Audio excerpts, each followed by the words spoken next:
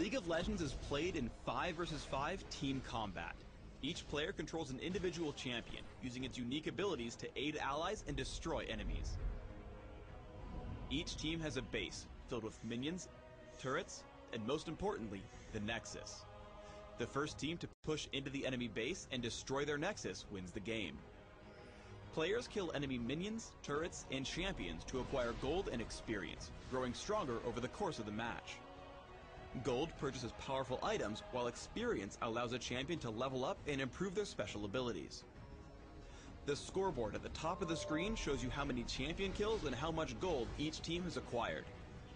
While these numbers are good indicators of how each team is performing, the only thing that matters is the destruction of the Nexus. No game is truly over until the final seconds.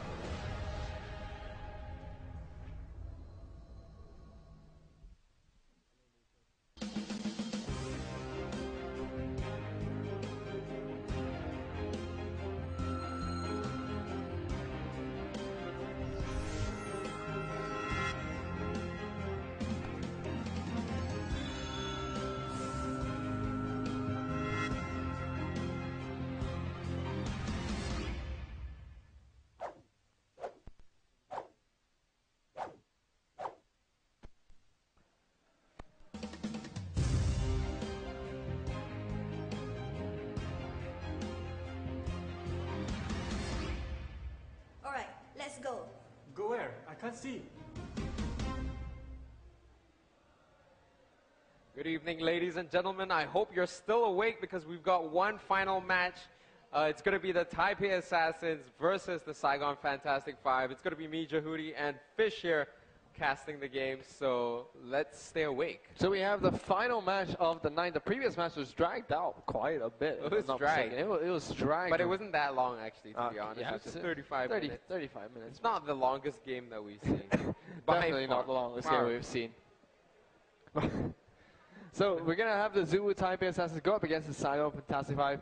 I think this might be the chance for Saigon Fantastic Five to put up a good fight against the Azubu TPA Assassins. Right. Especially after they have been underperforming quite a bit recently. Right. I think you know the principle of attacking when the enemy is down. This might be the chance for SF5 to take advantage of that. They've been performing pretty decently. The Azubu TPA Assassins, on the other hand, haven't really been up to their usual state. And I feel like, you know, this could be the best opportunity that comes all season. It's not all the time where you catch people off form. And it does happen to teams where, you know, they're on form at certain times, and at other times they're just really not on form. So we will be going into picks and bans very shortly. Just waiting for all the players to get ready and for the game to start here. So what do you think Saigon Fantastic Five have to do? What do you think Azubu TPA Assassin have to do to get their form back? I think it's all down to morale and practice. Like, something told me they just weren't feeling it in the last match against HQ. I felt that their lineup in that game was pretty all right. They had a couple of weird picks here and there. I can't remember exactly, but I had the feeling. I remember that on that Sunday, I didn't feel like they had a really bad lineup, but somehow they just didn't play it to its strengths. For SF5, I think, like for any other team that goes up against one of these bigger, stronger teams, the main aim is consistency, because a lot of the times when you're up against people like TPA, SGS, HQ, they win just by being consistent in their play. You know, they play the entire game to a high standard, and SF5 and the other teams, they can play to a high standard, but they do tend to waver a bit, and when they waver, that's when the big teams swoop down and kill them. So we are in Champion Select with Azubu TPA Assassin having the first ban and pick of the game. Elise being banned out straight away by the Azubu TPA Assassins. Kha'Zix being banned out as a response by the Saigon Fantastic Five. Two very powerful champions in the game right now. So we are going to see what we've been seeing most of the night. Jace gets banned out. Other bans that we do expect, Twisted Fate. Thresh gets banned out once more. So that champion there is just one of those champions that nobody wants to let see the light of day. Yep. So on the side of the Azubu TPA Assassins, Jace being banned out as well. He's a really strong champion. As you said before, he's one of the few mid laners that can be blind picked for mid lane against an opponent. And he can also go to the top lane as well. Cannon being panned out. He's become a really popular champion once again right after the All-Star Finals. Right, Navy likes to play that Cannon as well once in a while, so that doesn't strike me as too odd of a ban. Twisted Fate there getting banned out. So another ban which I feel is quite necessary in the current meta, especially if your team is not the most coordinated. It can be very difficult to deal with that Twisted Fate. We are going to see Rise get picked up alongside Lee Sin. We've got Jarvan lockdown as well for the Azubu TPA Assassins. So Lee Sin looks like going to be picked up as the jungler for the Saigon Fantastic Five. Rise has been a really, really solid AP mid and also recently been used at the top lane a lot.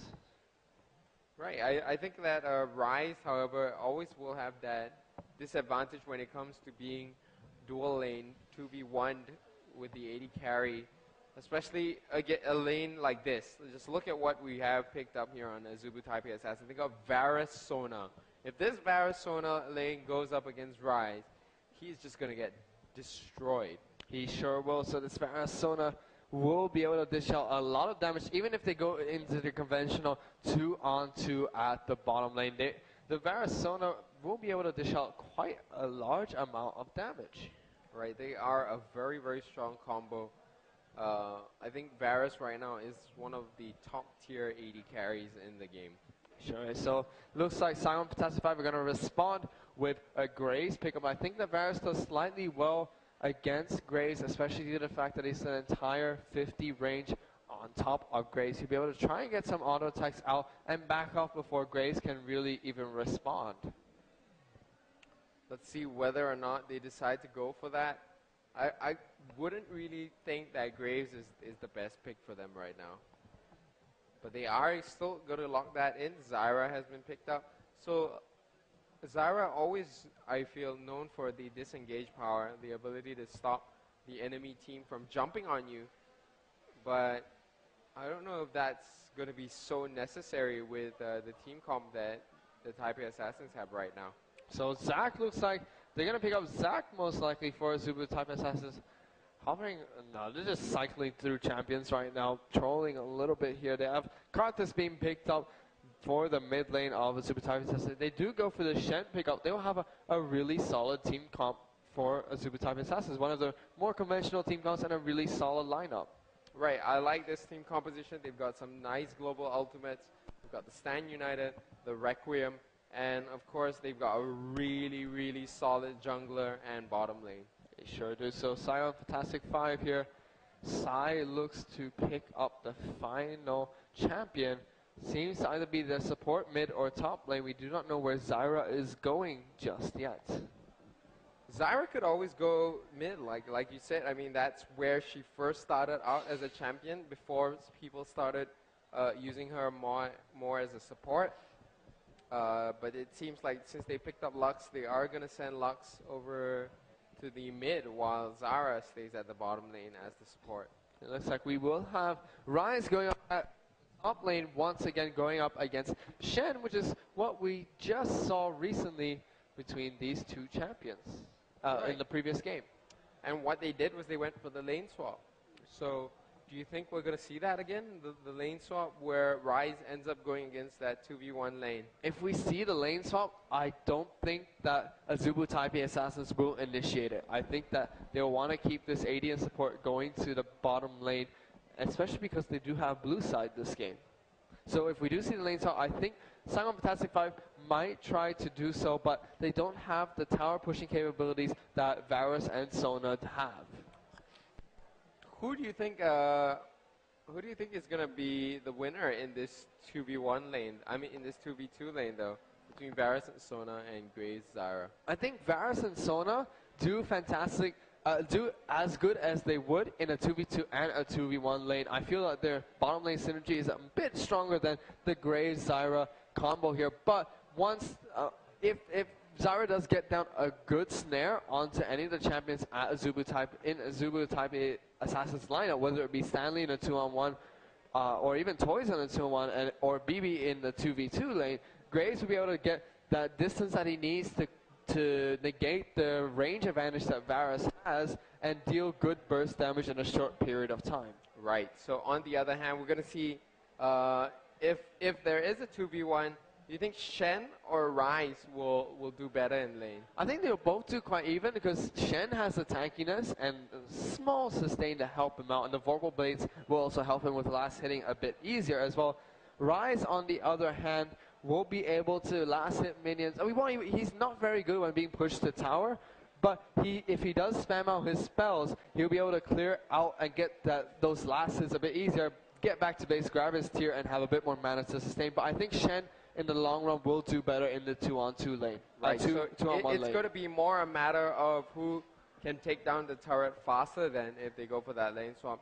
And in that case, I'm going to have to say it's Varus and Sona who will be able to take down the turrets just that little bit faster, I feel. I might be wrong, though, because Graves can clear waves really fast with Buckshot. He sure can, but Varus has that range, and Sona has the pushing capability, but with the extra damage and the power chords using the Hymn of Valor, able to deal great amount of damage to the tower as a support. Up on in the mid lane, this is a Lux versus Karthus matchup. What are your thoughts on that? Karthus will be a farming beast coming into this mid lane. He would just try to do what we saw last game coming in from the Bangkok Titans. He would just want to try and sit there and farm out as much as he can. But if Violet gets a good snare onto him and unleashes his full combo onto Super Type Assassin here, I think that Karthus will go down fairly easily. Right, so Karthus here, if he does his job and just stays farming, I don't think it's very easy for Violet to pick him up, to be honest. And we've seen Toys being able to just constantly farm as that champion. This is not going to be the first time that he has played Karthus, so there's a lot of experience that he has on this champion and that he's going to bring to the field today. I think that Azubu Type Assassins has the stronger lineup. I think so too coming into this game. And once again, there's a bit of mix and match coming from Saigon Fantastic 5. Their only really tanky champion is Egg coming into this game. And Egg, he will pack a punch, but he's not as tanky as a Shen or a Jarvan. And coming into late game, he will fall off quite a bit. Right, this is something that I feel a lot of the lesser teams have a problem with when they're going for these team compositions. They pick all right champions, but their team compositions are quite hollow. Like, you have a poke from Lux. How does Rise fit into that? Like, how is he supplementing that poke? Is he helping you get away? Is he helping by giving more poke? I don't feel like Rise is a great fit in this team. I mean, if you look at Saigon Fantastic 5's team composition, a bit mixed up, and they have a bit of everything here, but Azubu Type Assassin team just looks really solid in this game, and so I do get what you mean by the weaker teams in the Growing Premier League haven't really adjusted to that just yet, and we can see Azubu Type Assassin's team comp is just fantastic going into this game. They have really good synergy coming in. Right, so let's have a look whether the Saigon Fantastic 5 here can prove us wrong and, show us just what genius they have behind their team composition, because right now I can't see it. But, maybe it's hidden in there. Maybe it's like some unpolished gem just waiting to be discovered. Who knows? Or maybe it's just Sai. We're going to have Zombie Rise and Grim Reaper Karthus in two different teams here. Zombie Rise, that skin is interesting, you could say. Is it me or does Sandy never ever use skins? He doesn't even use his own skin. He's using Shen. They have the Type A Assassin skin. Shen skin. Scan Shin. They have the Scan Shin for Azubu Type A Assassins. But, notice, man, it looks like Azubu Type A Assassins are not using little balls in the jungle. I just realized they're using Sarsky. Yeah, Sarsky is the new jungler for the Azubu Type A Assassins. Yeah, good thing you brought that up. Yeah, he was recently added, and we haven't seen how he performs. So this is going to be quite an interesting one. There we go. Last member for Saigon Fantastic 5 finally joining the game. We will be loading into Champions Select as soon as possible. So having a look at the lineup that we have here, I'm predicting there could be a swap in lanes, because whenever I see Rise, It's just like a call to swap lanes, you know. I honestly don't think I don't think that Azubu's Taipei Assassins will try out the swap, because really I think that the Rise coming into this game is more of a pick to go up against the Shen and go to the top lane to use his range and damage to his advantage. Poke, there we go, Pause coming out straight away into this game. Right, I think that might have been for Sai then. But hopefully they've sorted that out. So, coming into the late game, who do you think is going to be pulling ahead here? Easily Azubu Taipei Assassins, just because of how much egg will fall off coming into this late game. That's really true. And everybody on Azubu Taipei Assassins does well in the late game. Jarvan will be able to initiate strong. Stanley will become a late game monster. Only person that really falls off would be BB. Varus will fall off slightly, but then again, Graves doesn't get any better in the late game compared to Varus, so it'll be quite even, but I think Egg will fall off a bit too hard for the Saigon Fantastic 5. Right, I don't think that, but they do have Rise there, and I think he might be able to get very strong. But his short range is going to put him in a lot of dangerous situations there, especially since they've got Karthus. Like Karthus, I feel he does really well against those short range champions. Those that have to get within range of his Defile to deal some damage. I do agree with that though. So we are into level 1 here. We have Rise picking up the Mana Crystal here with a few pots, and he does have his Biscuit as well. We have double Rejuvenation Bead being picked up by Shen, most likely going to the top lane. Azubu Taipei Assassins very, very aggressive in this level 1 phase. They are going to actually run into this Tri-Brush here at the top lane. What looks like they're going to run into the Tri-Brush at the top lane, see what they can do. Right, let's have a look at what sneakiness they have planned here. SF5 is doing something equally sneaky here as they move to the bottom Tri-Brush. It seems like both teams are mirroring themselves. So both teams are mirroring themselves right now, both heading into the red bush area of each other's jungle. And looks like they got a little bit lost there in each other's jungle. 3 wards down, that is no joke. Azubu Taipei Assassins just lighting up the jungle there. So a lot of, actually not even 3, 4 wards being put down there. Azubu Taipei Assassins, they want to see everything in this red jungle. They don't want to drag anything out at all today. Oh, they're going to run into Toys here, who is going to try to land some layaway damage. Manages to chip away at TQ. So looks like after all that invade that went out from both teams, it just looks like they're going to settle for Azubu Taipei Assassins. Going to take out these double golems here, leash a bit of the EXP for the AD carry and support. All members of Saigon Fantastic 5 are around this blue wall, so we will see the traditional one-on-one, top one-on-one, mid and 2-on-2 at the bottom lane. Sarsky getting a really nice leash coming out from Dinter and BB here. Be able to progress through his jungle much faster that way. Right, so they're just going to give him the smiteless leash. Toys here taking a little bit of poke from Violet, but it's still very early on, so he's going to be probably just heal that up. No issue at all. Over at the bottom lane, BB and Dinter do start with what should be a slight experience advantage. Sai taking a bit of damage, misses the grasping vines, the ignite goes down, and they burn the flash on him almost immediately coming into this game. Brilliant play. Zyra is just like Sona coming into the early levels. She is so squishy in this game. We just see BB and Dinter being so aggressive. The crescendo into, not crescendo, sorry, the Hammer Valor into power chord there, chunking yet another bit of health there. And this just shows the experience of the Azubu Taipei Assassins, how they control the bottom lane extremely well. They're standing behind their creeps right now. Stanley even playing really well at the top lane, pushing Navy straight into the tower at this low level in the game. Right, just amazing how he's managed to get 2 levels above Navy here. I'm a little bit surprised and wondering how he did that. The Azubu Taipei Assassins here really benefiting from the wards that they have all over the red buff area of the Saigon Fantastic 5. Because of that, they're able to put so much pressure on the lane and not worry about the ganks.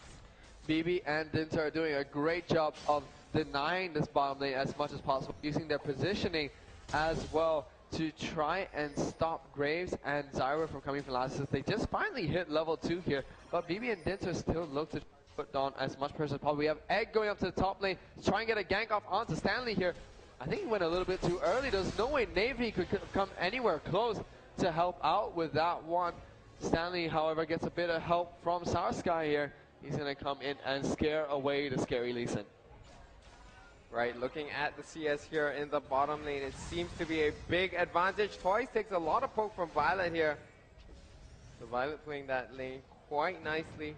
Lots of poke, lots of advantage here for Varus.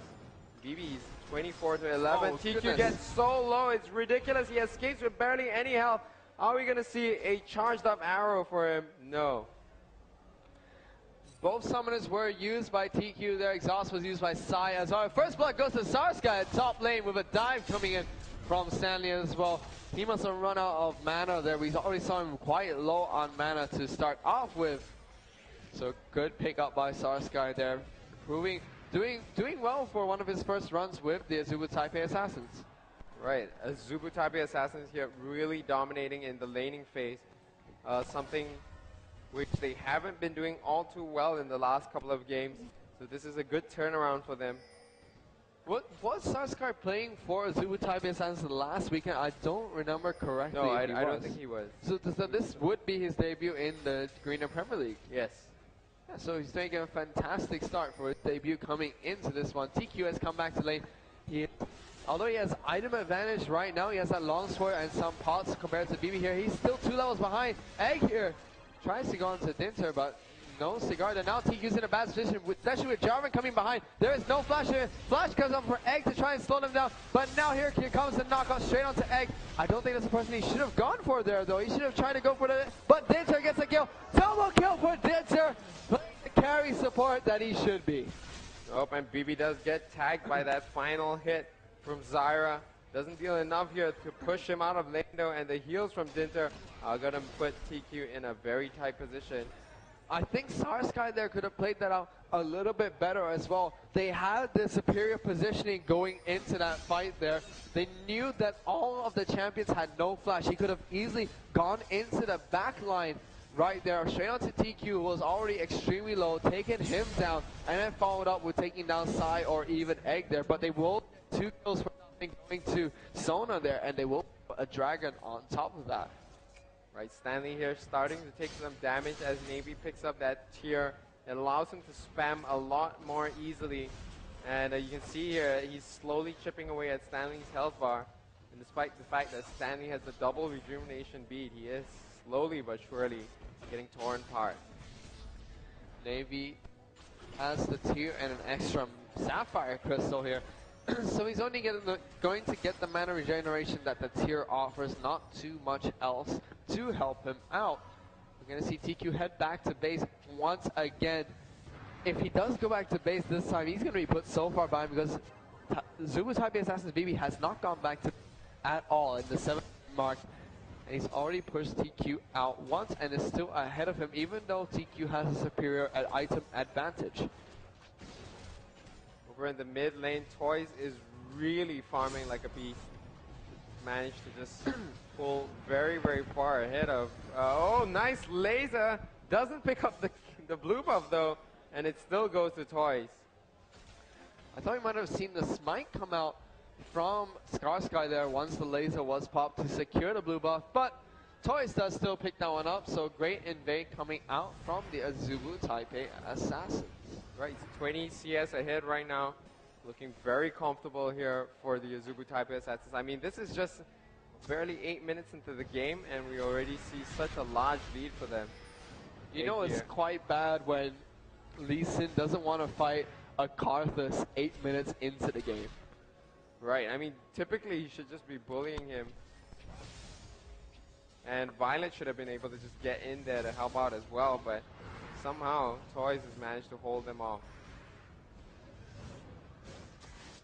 Ward being placed down here right at the back of Toys lane, just to spot out if he does leave his lane at all through wards. any parts of his jungle there. Toys is now level 8, so his record has been available for some time for any sort of engages that Azubu type assassins try to play on any other areas in the map. Getting some good layways down onto Violet, but Violet smartly using the shield there to take away a lot of the damage coming out from those layways. Right, some pings coming down here. I think they realized that there was a ping ward put down recently. Navy still doing pretty well in that lane, saving up towards the Rod of the Ages against Stanley here. So even though Navy has been pushing Stanley straight back to his tower and getting lots of damage down onto him, Stanley is still out CSing Navy at the top lane. He's doing a great job on right now, not dying to the harass Navy's putting out, not getting sent back too often, but also out CSing him. We have Sky with the top, getting ready as soon as Ice gets out of position.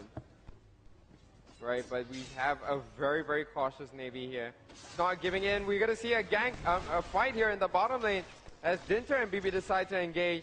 Dinter there, I think he has not hit yet level 6 yet, so he didn't have his crescendo up yet. Requiem does come out though. It looks like it's going for the top lane where Rise is being engaged on. Azubu, the type is as a Sky will pick that one out. Now it looks like they might go for egg here, but they decide to smartly back away from that one. And another good thing about the bottom lane engage coming out from Azubu type assassins there was they blew the summoners coming in at the bottom lane. They took down exhaust, barrier, and flash on the AD carry there. Azubu type assassins still have all their summoners out, ignite, flash, and barrier on both of their champions at the bottom lane, so they will be able to play out this next engage much better, especially right. And in the meantime, Sarsky they're gonna go for some counter jungling.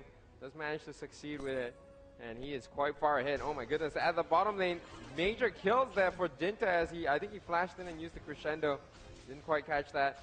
BB and Dinter gonna pick up this bottom lane turret. Looks like they want to pick up this bottom lane turret fairly early here. They might be trying to deny this one last creep wave to put Saigon Fantastic 5 even further behind. They're actually going to let the creeps do as much damage to the tower as they possibly can. Navy here still trying to go toe to Stanley at the top lane. Tower is taken down at the bottom lane by the creeps here. Stanley taking pretty much no damage right now from the auto attack and spell damage that is coming out from Navy. Right, he's been maxing that, he's been adding a lot of points into that shield. And you can see here it is helping out a ton. Maybe he's just burning up mana without dealing any kind of damage that is lasting on Stanley. Maybe now it's transition to the nothing much to do at the bottom, especially if TQ and Sai try to freeze out the lane to get back some of the gold gap that Azubu type assassins have created at the bottom lane. Dinter doing a good job warning out the jungle of the Saigon Fantastic. Taunt goes straight down to Navy at the top lane as Stanley tries to go toe to toe. Navy has popped his ultimate here.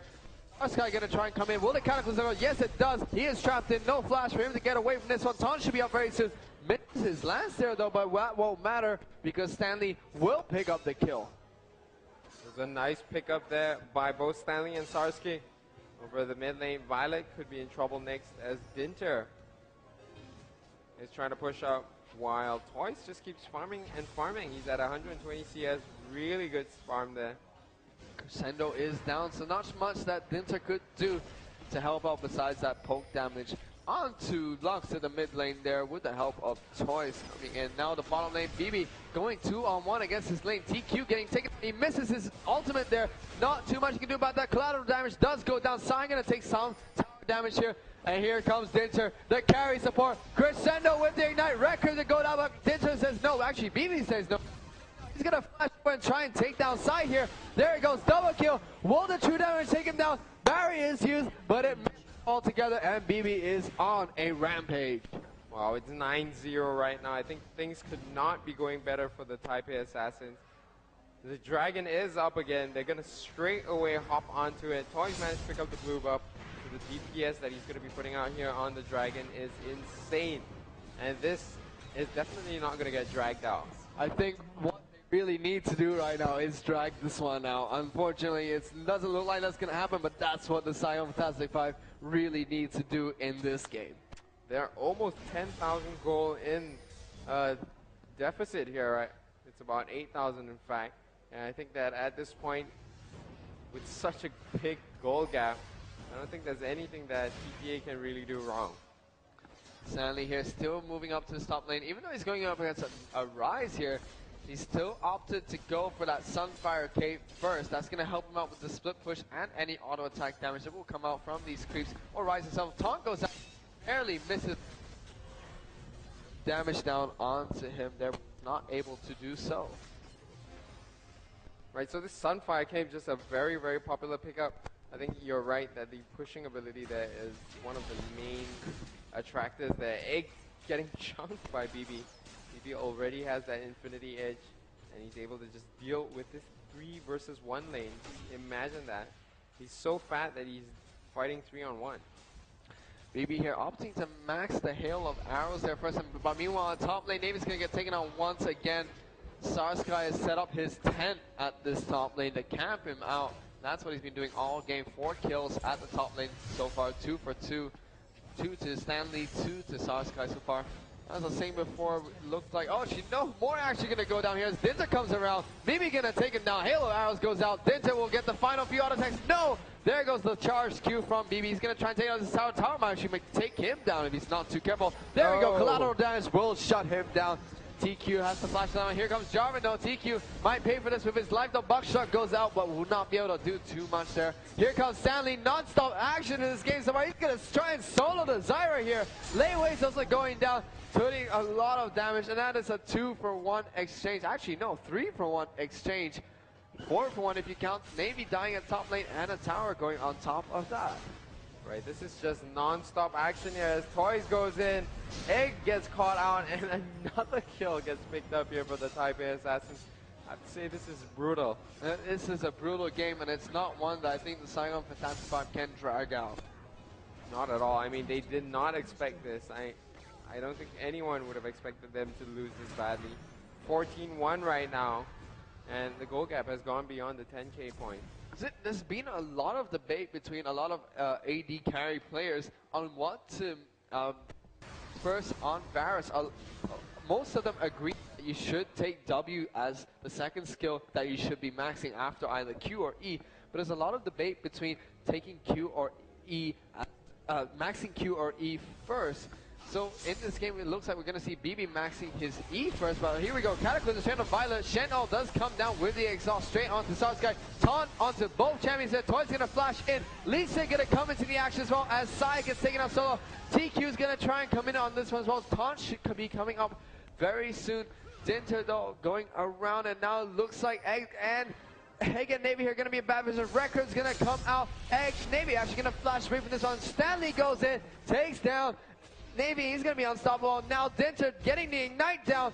Double kill for Stanley. And that's going to be a 4-for-0 trade in favor of the Azubu TPA Assassins. My, that was a brutal fight once again.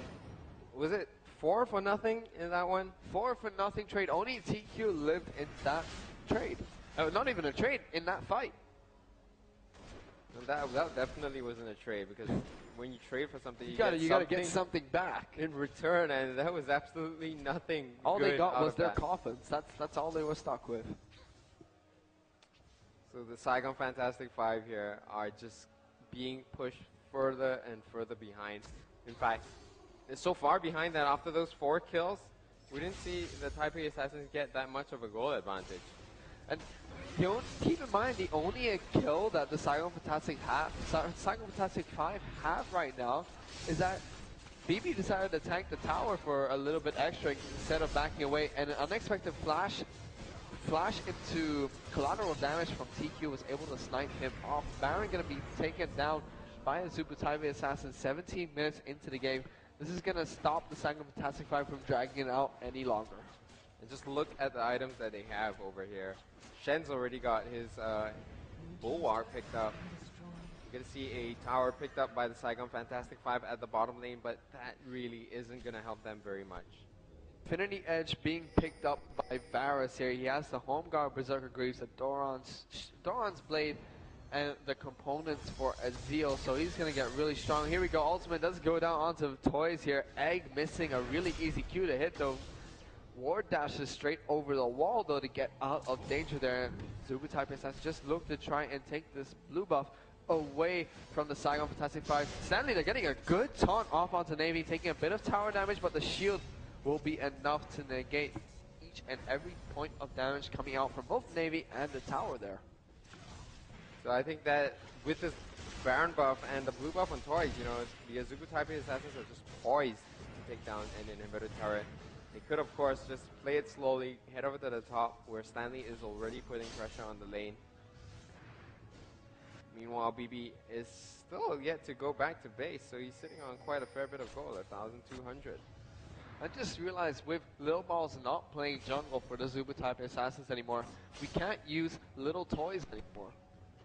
No more Little Toys combo. No more Little Toys combo. So now we're going to have to find something for Saskai to help out here. We've already come up with the BB Dinter. No more BB Mistake as well, which is quite sad as well. There was a fan here today as well with that sign back from the GPL playoffs in the first season for the BB Mistakes. Now Azubu Taipei Assassin is going to keep pressuring this top lane tower. They have BB split pushing down on the bottom lane, but I do not think they need all 5 members to pressure one tower right now. They're that far ahead. Right, we see Dinter camping around, looking for that opportunity. He does have the crescendo ready, the flash as well.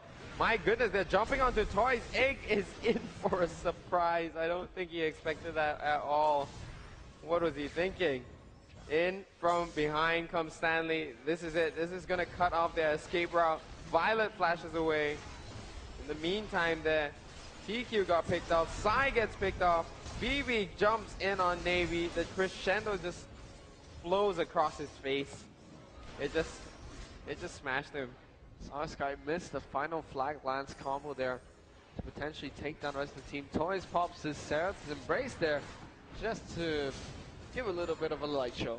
That's all that he was doing there. 20-minute mark has come around. Saigon Fantastic 5 look like they want to try and go for one final engage before the Azubu Taipei Assassins do push into the rest of the base. Right, I don't know if they're going to continue this push. I mean, they're really, really strong right here. They could just keep pushing. I mean, Stanley just took about 4 tower hits and doesn't reflect on the health damage. He took, once again, 4 tower hits, and now he's finally taking some damage. Another shield goes out, though. Stanley is a beefy monster right now. Azubu Taipei Assassin is going to prolong Saigon Fantastic 5's agony here. Here comes the final smoker going out from Lux, straight onto Dinter, taking down some of the health there, but not too much. Yeah, if you look at it, Dinter actually didn't take all that much damage. And 21 minutes into the game, all that Violet has is just about 147 AP. Definitely could be doing better on that. So it looks like Azubu Taipei Assassin's Baron buff is still up on them. It's going to be down fairly shortly though, but it looks like they're going to just pick final buffs here. Blue for Cosmos, red for BB, if red is still up even. And they're just going to go for what looks to be their final push. Right, they could just either do it very slowly and methodically, taking each of the inhibitors down, or they could just rush through the middle. Because right now, with the kind of lead that they're having, 16,000 gold in the lead, there's really not all that much that the Saigon Fantastic 5 are going to be able to do. BB still farming up in the jungle here. He has picked up that Phantom Dancer and an extra dagger to give him a bit more attack speed as well. They're going to try and siege up this top tower here. I don't see that there's much that the Saigon Fantastic 5 can do. Right, so BB here working on the turrets, becomes the target for just a moment. On the other side, Toys is already in there. Dealing quite a fair bit of damage, taking some as well. He's going to try to flash in there. Nice Varus all there, chases everyone away. And Toys is still alive here as Sarsky pops the Cataclysm, jumps right in. We're going to see the Requiem as well deal a little bit more damage. TQ tries to get out of there with Dragon's Rage, almost kicks Stanley into the base. But BB is going to pick up the double kill, gets picked up by the turret there. And the Azubu Taipei Assassins are forced to go on the retreat. Crescendo picks up Sai. TQ goes down. And this is going to be 4 members of the Saigon Fantastic 5 down in exchange for just 1 member of the Taipei Assassins. Things are not looking good for them. 1 Nexus turret goes down. Sai is going to go down. The 2nd Nexus turret now fully exposed. Inhibitor turret at the top goes down as well. This could very well be it for the Saigon Fantastic Five. The Nexus Tower will go down. Final Spunga might come out to snag someone off here. Here it goes, and it will shut him down, so it won't be Scumbag BB feeding off this game here. But Azubu Typeface has to get to pull off a little bit of an expect and try and take this one down. Stanley battering down on it here. Violet just chooses to dance next to him and doesn't want to. No war for these teams right now. They just want to dance. Stanley's taking forever to destroy the Nexus. He's got no damage whatsoever. It reminds me of when Kyling played against the Combo Hunters and all he did as the Rock was just beat down on towers and inhibitors, and that's about it. You know, there isn't really all too much to say about this match. I mean, it ended rather quickly. I mean, right